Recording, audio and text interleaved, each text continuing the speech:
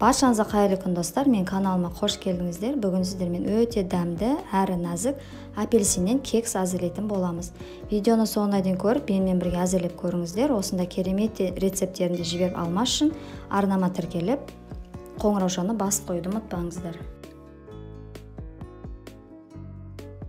Ең алдымен жұмыртқамызға шым-шым тұз салып, миксердің көмегімен я болмаса венчикпен араластырамыз.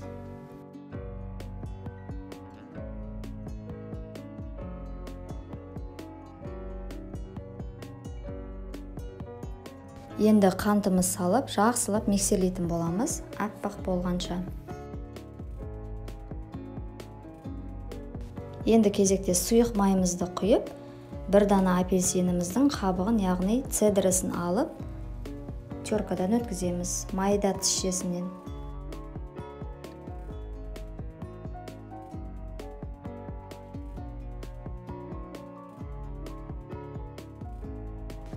Апельсиннің цедрасын алып болған соң, енді соғын аламыз.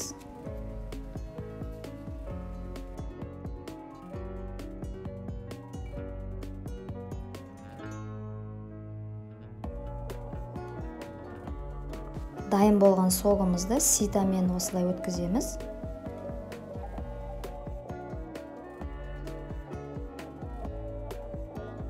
Алдын ала електен өткізген ұнымыздың үстіне қопсытқышымызды салып, араластырамыз.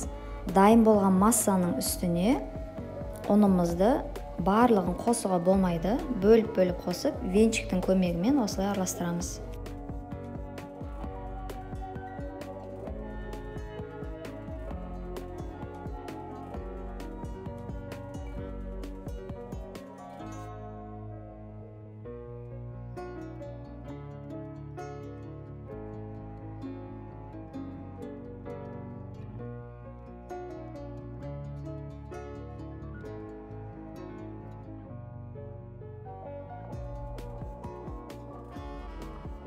Дайын болған массамыздың үстіне грек жаңғағын қолымыздың көмегімен үгітеміз.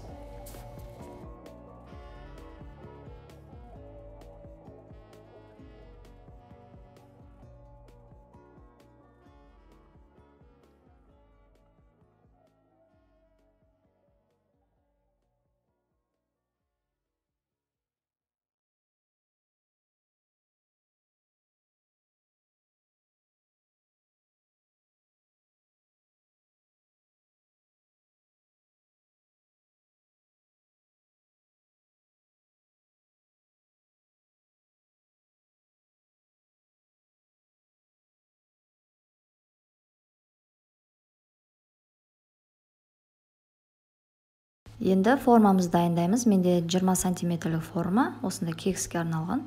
Майлаймыз, майдың үстіне ұнымыз себеміз, және дайын болған массамызды құямыз. Алдын ала қызып тұрған духовкамызды 180 градусқа қойып, 40-45 минутта пісіп шығады.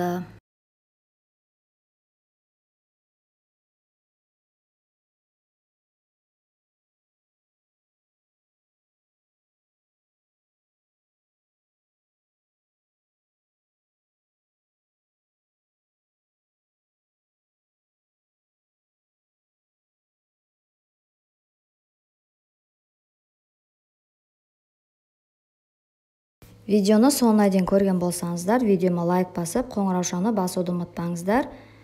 Осы видеоға қатысты өз пікірлеріңіз болса, комментария қалдыруларыңызды сұраймын. Алдыңғы уақытта түрлі рецепттерімді жіберіп алмас үшін арнама тіркелмеген болсаңыз, міндетті түрде тіркеліп қойыңыздар. Қазақша контенті каналдың дамуына өз үлестеріңізді қосып, арнама тіркеліп кетіңіздер. Назарларыңызға көп рахмет. Сіздермен бірге болған Бауырсақ фуд ас болсын.